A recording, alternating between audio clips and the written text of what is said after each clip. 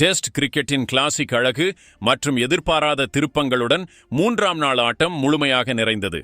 முதலில் சிராஜ் மற்றும் ஆகாஷ்தீப்பின் அனல் பறக்கும் பந்துவீச்சு இங்கிலாந்து அணியை நிலைகுலையச் செய்தது. ஆனாலும் ஸ்மித் மற்றும் ப்ரூக்கின் 300க்கும் அதிகமான ரன்கள் கொண்ட பார்ட்னர்ஷிப் போட்டியின் போக்கையே மாற்ற கடுமையாக முயற்சித்தது. ஆனால் புதிய பந்து மீண்டும் இந்தியாவிற்கு களத்தில் ஆதிக்கம் செலுத்த ஒரு வாய்ப்பை கொடுத்தது. ஆம், இந்த வீடியோவில் இன்றைய ஆட்டத்தின் முழு ஹைலைட்ஸையும் உங்களுக்கு சொல்கிறோம். எனவே வீடியோவை இறுதி வரை பாருங்கள். நீங்கள் டீம் இந்தியாவின் ரசிகராக இருந்தால் வீடியோவிற்கு ஒரு லைக் போடுங்கள். இந்த வீடியோவின் லைக் டார்கெட் 1000 லைக்குகள். நண்பர்களே, இங்கிலாந்து 2ஆம் நாள் ஆட்டத்தை 3 விக்கெட்டுகள் இழப்பிற்கு 77 ரன்களுடன் முடித்திருந்தது. 3ஆம் நாள் ஆட்டம் தொடங்கிய போது ஜோ ரூட் மற்றும் ஹாரி ப்ரூக் இந்திய பந்துவீச்சாளர்களுக்கு சவால் அளிப்பார்கள் என்று எதிர்பார்க்கப்பட்டது. ஆனால் டீம் இந்தியா நினைத்த ஸ்கிரிப்ட் அப்படியே களத்தில் அரங்கேறியது. அதற்கு காரணம் ஒரு சூப்பர் ஹீரோ முகமது சிராஜ். நாளின் முதல் ஓவரை ஆகாஷ்தீப் வீசினார். ஜோ ரூட் அந்த ஓவரில் ஒரு அற்புதமான பவுண்டரி அடித்தார். இங்கிலாந்து பேட்ஸ்மேன்கள் இன்று நிலைத்து நின்று விளையாடும் மனநிலையில் இருப்பதாக தோன்றியது. ஆனால் சிராஜ் அடுத்த ஓவரிலேயே முழு விளையாட்டையும் தலைகீழாக மாற்றினார். நாளின் 2வது ஓவர் அது பந்து முகமது சிராஜின் கையில். 3வது பந்தை அவர் வீசிய விதம் பேட்ஸ்மேனை மட்டுமல்ல, இங்கிலாந்து ட்ரெஸ்ஸிங் ரூமையும் உலுக்கியது. பந்து லெக் சைடை நோக்கி லேசான இன்ஸ்விங் ஆனது. ரூட் அதை ஃபைன் லெக் திசையில் அடிக்க முயன்றார். ஆனால் பந்து பேட்டின் மெல்லிய விளிம்பை தட்டி நேராக பண்டின் கைகளில் தஞ்சம் புகுந்தது. நடுவர் தாமதமின்றி விரலை உயர்த்தினார். ஜோ ரூட் 46 பந்துகளில் வெறும் 22 ரன்கள் எடுத்து பெவிலியன் திரும்பினார். அவரது முகம் இந்த அவுட்டை அவரே புரிந்து கொள்ளவில்லை என்பதைப் போல இருந்தது. ஆனால் கிரிக்கெட்டில் இதுதானே உற்சாகம். ரசிகர்கள் ரூட்டின் விக்கெட்டில் இருந்து மீளுவதற்கு முன்பே அடுத்த பந்திலேயே முகமது சிராஜ் இங்கிலாந்து கேப்டன் பென் ஸ்டோக்ஸையும் பெவிலியனுக்கு அனுப்பி வைத்தார். இந்த பந்து டெஸ்ட் கிரிக்கெட்டில் நஞ்சு என்று சொல்லப்படும் ஷார்ட் ஆஃப் லேண்ட் ஆஃப் ஸ்டம்பிற்கு வெளியே ஆனால் வேகமாக எகிரியது. ஸ்டோக்ஸ் வழக்கம் போல பேட்டை சுழற்றினார். பந்து பேட்டின் ஸ்பிளைஸை தாக்கி நேராக ரிஷப் பண்டை அடைந்தது. கேட்சை பிடித்ததும் களத்தில் இந்திய வீரர்களின் உற்சாகம் பார்ப்பவர்களை மெய்சிலிர்க்க வைத்தது. Ben Stokes golden duck out ஆனார். இந்த 2 பந்துகளில் சிராஜ் போட்டியின் திசையையே மாற்றிவிட்டார். இங்கிலாந்தின் ஸ்கோர் 88 ரன்களுக்கு 5 விக்கெட்டுகள். போட்டி இந்தியாவின் பிடியில் இருப்பதாக தோன்றியது. இப்போது களத்திற்கு வந்த இளம் batsman Jamie Smith. Siraj hat trick வாய்ப்பில் இருந்தார். ரசிகர்களின் மூச்சுக்காற்று நின்றது. ஆனால் ஸ்மித் அழுத்தத்தை துடைத்தெறிந்து முதல் பந்திலே பவுண்டரி அடித்து சிராஜின் ஹாட்ரிக் கனவுகளுக்கு முற்றுப்புள்ளி வைத்தார். இதற்கு பிறகு நடந்ததெல்லாம் ஒரு அற்புதமான போராட்டத்தின் ஆரம்பம். இப்போது கிரீஸில் ஹாரி ப்ரூக் மற்றும் ஜேமி ஸ்மித் இருவரும் சேர்ந்து இங்கிலாந்து இன்னிங்ஸை மீண்டும் எழுப்ப முடிவு செய்தனர். இங்கிலாந்து முழுமையாக பின்தங்கியிருந்த நேரத்தில் இந்த 2 பேட்ஸ்மேன்களும் ஆக்ரோஷமான பாணியில் பேட்டிங் செய்யத் தொடங்கினர். அவர்கள் பாஸ்பால் போன்ற ஆக்ரோஷத்துடன் விளையாடினர். வாய்ப்புகளை உருவாக்கினர், பவுண்டரிகளை தேடினர், மேலும் பந்துவீச்சாளர்களை பின்தங்க வைத்தனர். பார்க்க இருவரும் 50 ரன்கள் பார்ட்னர்ஷிப்பை முடித்தனர். களத்தில் இந்திய வேகப்பந்து வீச்சாளர்களின் முகத்தில் இப்போது சற்று பிரச்சனை தெரிந்தது. இந்திய கேப்டன் அழுத்தத்தை தக்க வைக்க பிரசித் கிருஷ்ணாவிடம் பந்தை கொடுத்தார். ஆனால் இந்த தந்திரம் தலைகீழாக மாறியது. ஜேமி ஸ்மித் இந்த ஓவரில் 4 பவுண்டரிகள் மற்றும் ஒரு சிக்ஸர் அடித்து மொத்தம் 23 ரன்கள் எடுத்தார். இது டெஸ்ட் கிரிக்கெட் ரீதியாக வெட்கக்கேடான ஓவர். ரன்கள் வாரி வழங்கப்பட்டதோடு மட்டுமல்லாமல் சிராஜ் மற்றும் ஆகாஷ்தீப் உருவாக்கிய அழுத்தம் ஒரே ஓவரில் முடிந்து போனது. பிரசித் கிருஷ்ணாவின் பந்துவீச்சு அப்போது மிகவும் மோசமாக இருந்தது. அவர் தொடர்ந்து ஷார்ட் பந்துகளை வீசிக்கொண்டிருந்தார். ஸ்மித் போன்ற இளம் வீரர் இந்த வாய்ப்பை சற்றும் இழக்கவில்லை. இந்த ஓவர் இங்கிலாந்தை 150 ரன்களை தாண்ட வைத்தது. இந்திய அணிக்கு அபாய சங்கு ஊதப்பட்டது. ஸ்கோர் போர்டு இந்தியா இன்னும் முன்னிலையில் இருப்பதாக காட்டியது. ஆனால் ப்ரூக் மற்றும் ஸ்மித் காட்டிய அணுகுமுறை இந்தியாவுக்கு கவலை அளிக்கும் விஷயமாக மாறியது. ப்ரூக்கின் எளிமையும் ஸ்மித்தின் ஆக்ரோஷமும் இங்கிலாந்து கைவிடாது என்பதை உணர்த்தின. முகமது சிராஜ் மற்றும் ஆகாஷ்தீப் முதல் 45 நிமிடங்களில் பற்ற வைத்த தீயை அணைக்கும் வேலையை பிரசித் கிருஷ்ணா செய்தார்.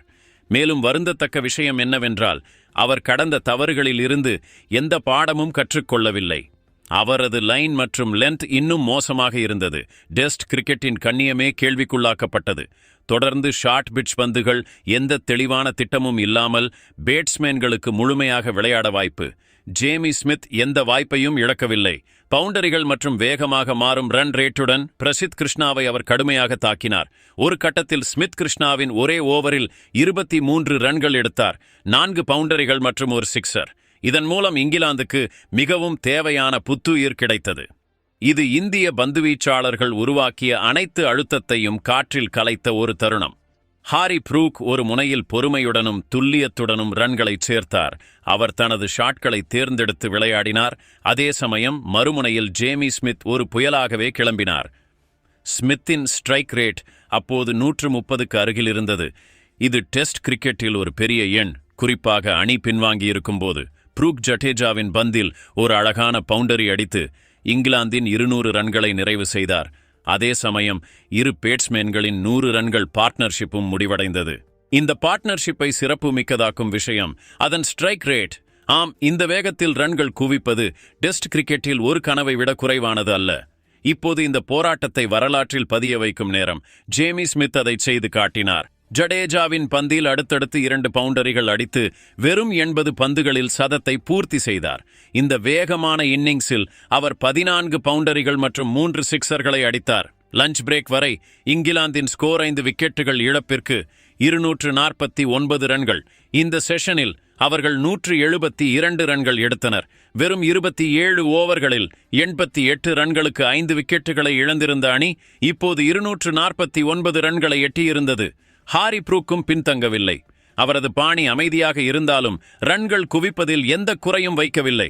அவர் லஞ்ச் வரை 91 ரன்களுடன் அவுட் ஆகாமல் இருந்தார். அதே சமயம் ஜேமி ஸ்மித் 102 ரன்களுடன் அவுட் ஆகாமல் இருந்தார். இரண்டாவது செஷன் அமைதியாக தொடங்கியது. ஆனால் விரைவில் ஹாரி ப்ரூக் அனைவரும் எதிர்பார்த்ததை செய்து காட்டினார். அவர் ஒரு அழகான பவுண்டரி அடித்து தனது சதத்தை பூர்த்தி செய்தார். 137 பந்துகளில் பந்து பவுண்டரியை தாண்டியதும் ஸ்டேடியம் கரவொலியால் அதிர்ந்தது. இது வெறும் சதம் அல்ல, இது இங்கிலாந்தின் மறுபிரவேச அறிவிப்பு. ப்ரூக்கின் இன்னிங்ஸில் சிறப்பு அம்சம் அவரது பொறுமை. அவர் தொடர்ந்து பந்தை பார்த்து புரிந்து கொண்ட பின்னரே ஷாட் அடித்தார். ஒற்றை ரன்கள் மூலம் ஸ்ட்ரைக்கை சுழற்றினார். வாய்ப்பு கிடைக்கும்போது பவுண்டரிகளை அடித்தார். இந்த சமநிலை அவரை ஒரு சிறப்புமிக்க வீரராக மாற்றுகிறது. மறுபுறம் ஜேமி ஸ்மித் தனது ஆக்ரோஷமான பாணியை தொடர்ந்தார். அவர் எந்த பந்துவீச்சாளரையும் விடவில்லை. அது பிரசித் கிருஷ்ணாவாக இருந்தாலும் சரி அல்லது ஜடேஜாவாக இருந்தாலும் சரி. அவரது பேட்டிங்கில் அற்புதமான நம்பிக்கை இருந்தது. ஒவ்வொரு பந்தையும் அவர் முன்பே படித்திருப்பதைப் போல ஸ்மித் ஒவ்வொரு ஓவரிலும் சில பவுண்டரிகளை அடித்துக் கொண்டிருந்தார். பின்னர் இரு பேட்ஸ்மேன்களும் சேர்ந்து இந்தியாவுக்கு அபாய சங்கு ஊதிய அந்த மைல்கல்லை தொட்டனர். 200 ரன்கள் பார்ட்னர்ஷிப். ஆச்சரியமான விஷயம் என்னவென்றால் இந்த பார்ட்னர்ஷிப் வெறும் ஸ்கோரை சேர்ப்பதோடு நின்றுவிடவில்லை. இது போட்டியின் முழு திசையையும் மாற்றிய ஒரு பார்ட்னர்ஷிப். இதுவரை டீம் இந்தியா ஒரு பக்க வெற்றியை எதிர்பார்த்திருந்த அந்த கனவு இப்போது மங்கத் தொடங்கியது. இங்கிலாந்து 60வது ஓவரில் 300 ரன்களை பூர்த்தி செய்தது. இந்திய பந்துவீச்சாளர்களின் முகத்தில் சோர்வு தெளிவாக தெரிந்தது. இந்த நேரத்தில் ஒரு வாய்ப்பு உருவானது. பிரசித் கிருஷ்ணாவின் பந்தில் ஜேமி ஸ்மித் பேட்டின் உள் விளிம்பை தட்டினார். பந்து பண்டை நோக்கிச் சென்றது. ஆனால் பண்ட் கேட்ஸை முழுமையாக்க முடியவில்லை. இதற்கு பிறகு ஜேமி ஸ்மித் தனது அற்புதமான பேட்டிங்கை அடுத்த கட்டத்திற்கு நகர்த்தினார். 144வது பந்தில் அவர் ஒரு அருமையான பவுண்டரி அடித்து 150 ரன்களை பூர்த்தி செய்தார். இந்த இன்னிங்ஸ் இப்போது ஒரு அறிக்கையாகவே மாறியிருந்தது. இங்கிலாந்து கைவிடாத அணி என்பதற்கான அறிக்கை. அவர்கள் ரன்கள் குவிக்கவில்லை, இந்தியாவின் மன உறுதியை உடைத்துக் கொண்டிருந்தார்கள். ஹாரி ப்ரூக் அவர்களுடன் உறுதியாக நின்றார். இப்போது இந்த இருவருக்கும் பந்துகள் அல்ல, கால்பந்து போல தோன்றியது. ஒவ்வொரு பந்திலும் கட்டுப்பாடு, ஒவ்வொரு ஷாட்டிலும் நம்பிக்கை. பவுண்டரிகள் அடிப்பதெல்லாம் இப்போது இந்த இருவருக்கும் ஒரு வழக்கமாகவே மாறியிருந்தது. இந்த புயலுக்கு மத்தியில் இந்தியா கொஞ்சம் மீண்டது. ரவீந்திர ஜடேஜா மற்றும் வாஷிங்டன் சுந்தர் சற்று கட்டுப்படுத்தப்பட்ட பந்துவீச்சை வெளிப்படுத்தினர். பேட்ஸ்மேன்களுக்கு இப்போது ஒவ்வொரு பந்தையும் அடிக்கும் சுதந்திரம் இல்லை. இதன் விளைவு தெரிந்தது. ரன் ரேட் சற்று குறைந்தது. பேட்ஸ்மேன்கள் இப்போது நிதானமாக விளையாடத் தொடங்கினர். ஆனால் பெரிய கேள்வி என்னவென்றால், விக்கெட் எப்போது விழும்? கடைசியாக இந்த 2 மணி நேர இரண்டாவது செஷன் முடிவடைந்தது. டீ பிரேக் வரை இங்கிலாந்து 5 விக்கெட்டுகளை இழந்து 355 ரன்களை எட்டியிருந்தது. இந்த செஷனில் இங்கிலாந்து 106 ரன்கள் சேர்த்தது. 28 ஓவர்களில் ரன்கள் குவிப்பு வேகம் சற்று குறைந்தது என்றாலும் ஆதிக்கம் தொடர்ந்தது. இப்போது இந்தியா ஒரு பெரிய சவாலை எதிர்கொண்டது.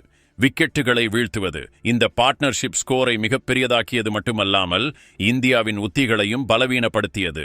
கடைசி செஷன் தொடங்கியது. இங்கிலாந்து ரசிகர்களின் முகத்தில் மகிழ்ச்சி ஏன் இருக்காது? களத்தில் ஹாரி ப்ரூக் மற்றும் ஜேமி ஸ்மித் போன்ற 2 பேட்ஸ்மேன்கள் கடந்த 2 செஷன்களாக இந்திய பந்துவீச்சாளர்களை ஆதிக்கம் செலுத்திக் கொண்டிருந்தனர். விரைவில் ஹாரி ப்ரூக் தனது 150 ரன்களை பூர்த்தி செய்தார். அதுவும் 221 பந்துகளில். இது கிளாஸ் மற்றும் நம்பிக்கையின் அழகான கலவையாகும். அவர் அவசரப்படவில்லை, அழுத்தத்திற்கு ஆளாகவில்லை. வாய்ப்பு கிடைத்த போதெல்லாம் பந்துவீச்சாளர்களின் பலவீனமான பந்துகளை பவுண்டரிக்கு வெளியே அனுப்பினார். மறுபுறம் ஜேமி ஸ்மித்தின் ஸ்ட்ரைக் ரேட் வேகமாகவே இருந்தது. அவர் தொடர்ந்து ரன்களை சேர்த்துக் கொண்டிருந்தார். பிட்ச் முழுமையாக பேட்ஸ்மேன்களுக்கு சாதகமாக தோன்றியது. பந்துவீச்சாளர்கள் போராடிக் கொண்டிருந்தனர். 80 ஓவர்கள் முடிந்ததும் இந்தியா புதிய பந்து எடுக்க முடிவு செய்தது. இது ஒரு அவசியமான மற்றும் துணிச்சலான நடவடிக்கை, ஏனெனில் பழைய பந்தில் எதுவும் நடக்கவில்லை. புதிய பந்துடன் பந்துவீச்சு தொடங்கியதும் பந்தில் திடீரென அசைவு தெரிந்தது. பந்து ஸ்விங் ஆனது, சீம் மூவ்மெண்ட் ஏற்பட்டது. பின்னர் ஒரு தருணம் வந்தது, அது போட்டியின் முழு திசையையும் மாற்றியது. புதிய பந்துடன் பந்து வீசிய ஆகாஷ்தீப்பிற்கு கடைசியில் வெற்றி கிடைத்தது. அவர் ஹாரி ப்ரூக்கை ஒரு பந்தில் போல்ட் செய்தார். அதை பார்த்த எந்த கிரிக்கெட் ரசிகரும் ஆஹா என்று சொல்லாமல் இருக்க முடியாது. பந்து ஆஃப் ஸ்டம்பிற்கு வெளியே இருந்து வேகமாக உள்ளே வந்தது. ப்ரூக் டிரைவ் செய்ய முயன்றார். ஆனால் பந்து மிகவும் வேகமாக திசை மாறியதால் அவரது பேட்டை தொடக்கூட முடியவில்லை. பந்து நேராக ஆஃப் ஸ்டம்பை வீழ்த்தியது. 158 ரன்களின் அற்புதமான இன்னிங்ஸ் முடிவுக்கு வந்தது. இந்த விக்கெட் இந்தியாவிற்கு ஒரு பெரிய நிம்மதியை அளித்தது. ப்ரூக் அவுட் ஆனதும் இங்கிலாந்தின் ஸ்கோர் 6 விக்கெட்டுகள் இழப்பிற்கு 388 ரன்கள். மேலும் ஒரு விஷயம் நடந்தது. இங்கிலாந்து ஃபாலோ ஆனை தவிர்த்தது. இப்போது பேட்டிங் செய்ய வந்தார் கிறிஸ் வோக்ஸ். ஆனால் அவரும் புதிய பந்தின் உண்மையை அறியாமல் இருக்கவில்லை. ஆகாஷ்தீப் முழு மற்றும் அகலமான பந்தை வீசினார். வோக்ஸ் பெரிய டிரைவின் ஆசைக்கு ஆளானார். பந்து பேட்டின் தடித்த விளிம்பை தட்டி ஸ்லிப்பில் நின்ற கருண் நாயரின் கைகளில் தஞ்சம் புகுந்தது. வோக்ஸ் வெறும் 5 ரன்கள் மட்டுமே எடுக்க முடிந்தது. 395 ரன்களுக்கு இங்கிலாந்து தனது 7வது விக்கெட்டை இழந்தது. இப்போது இந்தியாவின் ஆதிக்கம் முழுமையாக தொடங்கிவிட்டது. இங்கிலாந்தின் எஞ்சிய பேட்ஸ்மேன்களுக்கு பிரச்சனைகள் அதிகரித்தன. ஆகாஷ்தீப் இந்த டெஸ்டில் பும்ராவின் குறைபாட்டை சற்றும் உணர வைக்கவில்லை. இதுவரை 4 விக்கெட்டுகளை எடுத்திருந்தார். ஒவ்வொரு முறையும் அவர் இந்தியாவிற்கு அச்சுறுத்தலாக அமையக்கூடிய பேட்ஸ்மேனை அவுட் செய்தார். இப்போது முகமது சிராஜ் பந்தை கையில் எடுத்தார். அவர் ஏற்கனவே ரூட் மற்றும் ஸ்டோக்ஸை அவுட் செய்திருந்தார். இப்போது மீண்டும் களத்தில் இறங்கினார். பிரைடன் கார்ஸ் மீது அவர் ஒரு அருமையான உள்வரும் பந்தை வீசினார். பந்து திசை மாறி பேட்டை தாக்கும் முன்பேடில் பட்டது. அப்பீல் செய்யப்பட்டது, ஆனால் நடுவர் மறுத்துவிட்டார். துணை கேப்டன் பண்ட் மற்றும் சிராஜ் இருவரும் உடனடியாக ரிவ்யூ எடுத்தனர். திரையில் 3 சிவப்பு நிறங்கள் தெரிந்தன. கார்ஸ் அவுட் ஆனார். இங்கிலாந்து பெவிலியனுக்கு 2 விக்கெட்டுகள் மட்டுமே தொலைவில் இருந்தது. இப்போது பேட்டிங் செய்ய வந்தார் ஜோஷ் டங். ஒரு முனையில் ஜேமி ஸ்மித் இன்னும் அசைக்க முடியாமல் இருந்தார். ஆனால் அவருக்கு மறுமுனையில் எந்த ஸ்திரத்தன்மையும் கிடைக்கவில்லை. சிராஜ் டங்கை உள்வரும் பந்தில் ஏல்பிட பில்யூ ஆக்கினார். டங்கின் கால் முன்னால் இருந்தது, பேட் பின்னால் இருந்தது. பந்து நேராக பேடில் பட்டது. நடுவர் எந்த தாமதமும் செய்யவில்லை. நேராக விரலை உயர்த்தினார். இந்தியாவுக்கு இப்போது 1 விக்கெட் மட்டுமே தேவை. சிராஜ் நாள் முழுவதும் கோபமாக இருந்தவர் இப்போது சிரித்துக்கொண்டே பந்தை ரசிகர்களை நோக்கி உயர்த்தி காட்டினார். இது அவரது வாழ்க்கையின் மற்றொரு டெஸ்ட் ஃபிஃபர். என்ன ஒரு அற்புதமான பாணியில்! இப்போது ஷோயப் பஷீரின் முறை. அவர் நம்பர் 11ஆக வந்திருந்தார். ஆனால் ஒருவேளை பெஞ்சில் அமர்ந்திருப்பதே தனக்கு சிறந்தது என்று அவர் உணர்ந்திருப்பார். சிராஜ் அடுத்த பந்தை வீசியதும் பஷீர் இந்த பந்தை விடுவது நல்லது என்று நினைத்தார். ஆனால் அதுவே அவரது பெரிய தவறு ஆனது. பந்து சுழன்று நேராக ஆஃப் ஸ்டம்பை தகர்த்தது. ஸ்டம்புகள் சிதறின. முழு இந்திய முகாமிலும் கொண்டாட்டம் அலைமோதியது. இங்கிலாந்தின் முழு இன்னிங்ஸும் 407 ரன்களுக்கு முடிவடைந்தது. ஸ்மித் கடைசி வரை களத்தில் இருந்தார். 207 பந்துகளில் 184 ரன்கள் எடுத்து அவுட்டாகாமல் திரும்பினார். அவரது இந்த இன்னிங்ஸ் எதிர்காலத்தில் நினைவு கூறப்படும். ஆனால் அவருக்கு கடைசி வரை ஒரு பார்ட்னர் கிடைக்கவில்லை என்பது வருத்தமளிக்கிறது. இந்த இன்னிங்ஸில் இந்தியாவிற்கு 2 பந்துவீச்சாளர்கள் மட்டுமே விக்கெட்டுகளை எடுத்தனர். சிராஜ் மற்றும் ஆகாஷ்தீப். முகமது சிராஜ் 6 விக்கெட்டுகளை வீழ்த்தினார். ஆகாஷ்தீப் 4 விக்கெட்டுகளை வீழ்த்தினார். வேறு எந்த பந்துவீச்சாளரும் விக்கெட் எடுக்க முடியவில்லை.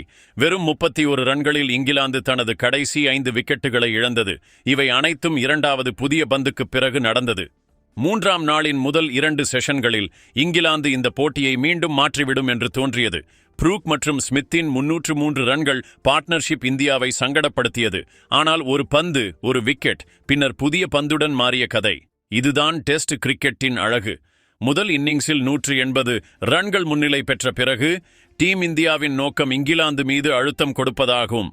அந்த நோக்கத்தை களத்தில் நிறைவேற்ற வந்த இளம் யசஸ்வி ஜெய்ஸ்வால் மற்றும் அனுபவமிக்க KL ராகுல் இருவரும் ஆரம்பத்தில் இருந்தே அதிரடியாக விளையாடினர். ஜெய்ஸ்வால் முதல் ஓவரில் இருந்தே பந்துவீச்சாளர்களை தாக்கத் தொடங்கினார். பவுண்டரி மேல் பவுண்டரி, ஒவ்வொரு பந்தையும் பவுண்டரிக்கு வெளியே அனுப்ப முடிவு செய்திருப்பதைப் போல அவர் வேகமாக காலடி வைத்து விளையாடினார். இங்கிலாந்து பந்துவீச்சாளர்களின் லைன் மற்றும் லென்த்தை சீர்குலைத்தார். குறிப்பாக ஃப்ரண்ட் ஃபுட் டிரைவ்ஸ் மற்றும் கவர் ஷாட்களில் அவரது டைமிங் பார்க்கக்கூடியதாக இருந்தது. மறுபுறம் கேஎல் ராகுல் ஆரம்பத்தில் சற்று பொறுமையை காட்டினார், ஆனால் பிட்சை புரிந்து கொண்டதும் தனது திறமையை வெளிப்படுத்தினார். 7வது ஓவரில் அவர் பந்துவீச்சாளர் கிறிஸ் வோக்ஸை தாக்கியது போல இருந்தது. ஒரு ஓவரில் 3 அற்புதமான பவுண்டரிகள், ஒரு நேர் டிரைவ், ஒரு ஸ்கொயர் கட் மற்றும் ஒரு மிட் விக்கெட் மேலே. ஒவ்வொரு ஷாட்டும் சுத்தமாகவும் கட்டுப்பாடுடனும் இருந்தது. இந்த ஷாட்களுக்கு பார்வையாளர்கள் ஆரவாரம் செய்தனர். இந்த இரு பேட்ஸ்மேன்களின் ஆக்ரோஷத்தின் விளைவாக இந்தியா வெறும் 7 ஓவர்களில் எந்த விக்கெட்டையும் இழக்காமல் 45 ரன்கள் எடுத்தது. இதற்கு பிறகு ஜோஷ் டங்கிடம் கேப்டன் ஸ்டோக்ஸ் பந்தை கொடுத்தார். அவர் முதல் பந்தில் இருந்தே ஜெய்ஸ்வாலை தொந்தரவு செய்யத் தொடங்கினார். பின்னர் யசஸ்வி ஜெய்ஸ்வாலுக்கு மிகவும் ஆபத்தான ஒரு பந்து வந்தது. ரவுண்ட் தி விக்கெட் கோணத்தில் வந்த பந்து ஆஃப் ஸ்டம்பிற்கு வெளியே பிட்ச் ஆகி வேகமாக உள்ளே நகர்ந்தது. ஜெய்ஸ்வால் டிரைவ் செய்ய முயன்றார், ஆனால் பந்து நேராக அவரது ஃப்ரண்ட் பேடில் பட்டது. பலத்த அப்பீல் செய்யப்பட்டது. நடுவர் தாமதமின்றி விரலை உயர்த்தினார். ஜெய்ஸ்வால் உடனடியாக ரிவ்யூ கேட்டார். ஆனால் அப்போது கேப்டன் ஸ்டோக்ஸ் ஓடி வந்து நடுவரிடம் ரிவ்யூக்கு நேரம் முடிந்துவிட்டது என்றார். சிறிது நேரம் களத்தில் குழப்பமான சூழ்நிலை நிலவியது.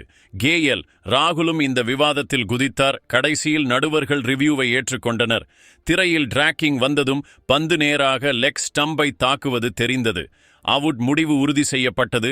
யசஸ்வி ஜெய்ஸ்வால் பெவிலியன் திரும்பினார். அவர் வெறும் 22 பந்துகளில் 28 ரன்கள் எடுத்தார். அதில் 6 கவர்ச்சிகரமான பவுண்டரிகள் அடங்கும். அவரது இன்னிங்ஸ் சிறியதாக இருந்தாலும் அதன் பாணி இந்தியாவுக்கு ஒரு அதிரடி தொடக்கத்தை அளித்தது. அவர் அவுட்டான பிறகு கிரீஸுக்கு வந்தவர் கருண் நாயர். இது அவருக்கு ஒரு பெரிய வாய்ப்பு, குறிப்பாக அணிக்கு ஒரு நிலையான பார்ட்னர்ஷிப் தேவைப்பட்ட நேரத்தில். கருண் ஆரம்பத்தில் சற்று நேரம் எடுத்துக்கொண்டார், ஆனால் விரைவில் லயத்தை பிடித்தார். அவர் கேஎல் ராகுலுடன் இணைந்து மிகுந்த புத்திசாலித்தனத்துடன் விளையாடினார். இங்கிலாந்து பந்துவீச்சாளர்கள் மற்றொரு விக்கெட்டை வீழ்த்த கடுமையாக முயற்சித்துக் கொண்டிருந்தனர். ஆனால் ராகுல் மற்றும் நாயர் அவர்களுக்கு எந்த வாய்ப்பையும் கொடுக்கவில்லை. 3ஆம் நாள் ஆட்டம் முடிவடைந்த போது இந்தியா ஒரு விக்கெட் இழப்பிற்கு 64 ரன்கள் எடுத்திருந்தது. இந்த முன்னிலை இப்போது இங்கிலாந்து மீது தெளிவாக அழுத்தம் ஏற்படுத்தும் அளவுக்கு பெரியதாகிவிட்டது. எனவே நண்பர்களே, இன்றைய டீம் இந்தியாவின் ஆட்டத்திற்கு நீங்கள் 10 மதிப்பெண்களில் எத்தனை கொடுப்பீர்கள்? நம்ம நியூஸ் கிரிக்கெட் சேனலை சப்ஸ்கிரைப் செய்யவும், லைக் மற்றும் ஷேர் செய்யவும் மறக்காமல் கமெண்ட் செய்யுங்கள்.